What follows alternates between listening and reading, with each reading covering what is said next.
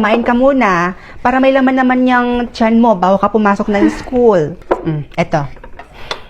Thank you, ma. I love you po. I love you too, anak. O, sige na. Kain ka na. Ma, nakakamiss si ate, no? Dati, kasama lang natin siyang kumakain dito. Kaya nga, anak eh. Miss na miss ko na rin yung ate mo. Ay, teka. Sandali, anak. Tawagan natin yung ate mo ngayon. O, sige na, kumain ka muna dyan, ha? Tawagan ko muna yung ate mo. O, hello, anak! Kamusta ka na dyan sa Manila? Eto, ma. Malapit na po akong gumraduate. Ay, Diyos ko, sa wakas naman, anak. Alam mo, miss na miss ka na namin ng kapatid mo. Ay, ma. Excited na rin talaga akong umuwi dyan. Miss na miss ko na rin kasi kayo ni Bunso. Ay, naku, anak. Itong kapatid. Mama, hinayata yung signal mo, ma. Ay, nag-end call. Ano ba naman to? Ang hina naman ng internet nila, mama. Oh, hi, anak. Ano, ma? Naipakabit niyo na po ba? Ay, oo naman, anak. Naipakabit ko na yung sinasabi mong Vida Fiber. Ay, naku, anak. Naging okay na rin yung internet namin dito. Ay, naku, ma. Buti naman at nag-switch na kayo sa Vida Fiber internet. Para hindi na putol-putol yung pag-uusap natin, no? Oo nga, anak. Sobrang lakas na nga ng signal namin dito.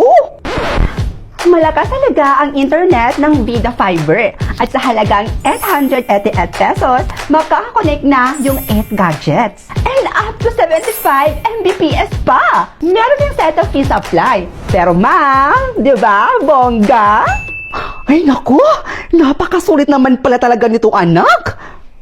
Sa wakas, makakapanood na ako dito ng K-drama. Hala, si mama. Galing mong sumayaw, galing mong gumalaw, galing mong sumayaw, galing mong gumalaw, galing mong sumayaw, galing mong sumayaw, bibong-bibong gumalaw. Stars na iyong nakikitang-kita sa galaw, ibang klase na sasabi mo palagi pagtanaw mo na kahit sa malayo ay ang tamong isigaw. Yung pangalan o sa ngalan ng pag-ibig na ligaw. Sige sumayaw.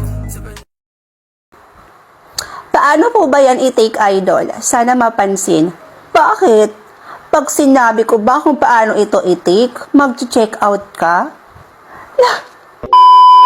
So, hi mga mima ko. So, ang tinutukoy ni ate is itong ating Asian Premium Glutathione Plus. So, mga mima ko, ang tamang pag-take po nito ay 2 capsule a day po. So, isa sa umaga at isa naman po sa gabi bago po kayo matulog. At uunahan ko na kayo. Alam ko namang itatanong nyo to. Ate, FDA approved po ba yan? Bakla, oo. FDA approved to. Here's the proof. Here's the proof. Pasabog, di ba? Kaya kung gusto mo rin mag-take nito, nilagay ko dito sa aking yellow basket. Kaya ano pang hinihintay mo? Mag-check out ka na. Ika talaga. Sa bawat pagharap natin sa salamin, minsan hindi lang refleksyon ang bumabalik, pati ang mga masasakit na alaalang pilit nating kinakalimutan, ang mga multo ng ating nakaraan.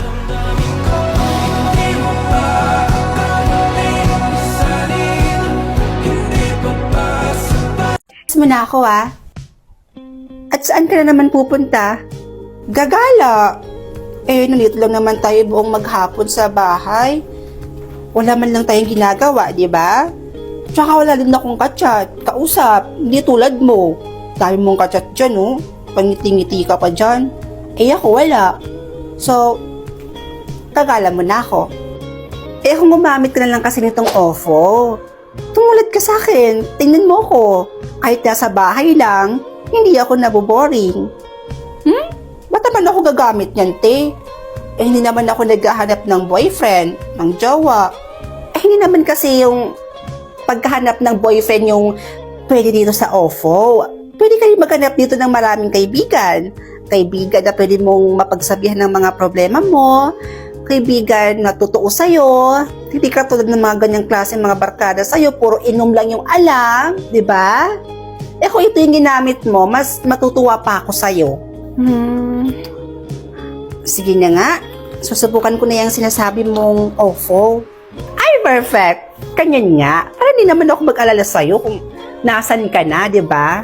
Ayaw mo nun? Safe ka pa? I'm pretty sure hindi ka talaga maboboring dyan. Promise. O, dyan ka lang. Mag-OFO ka lang dyan. Makichika ka lang dyan sa mga iba't ibang lugar or kahit saang man niyang lupalop yung kausap mo. Dito lang ako saglit.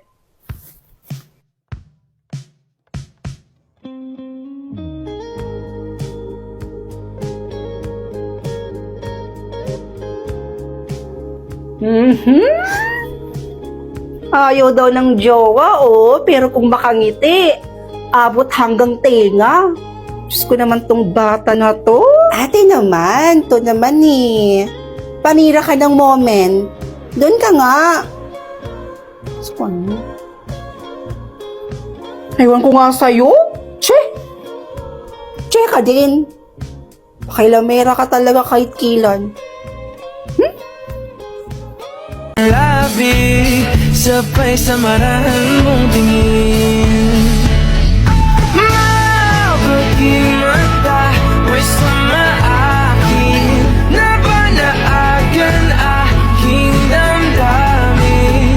Di man ipahalata, bawat hangin mong buga ang kapanatagan ko. Walang iba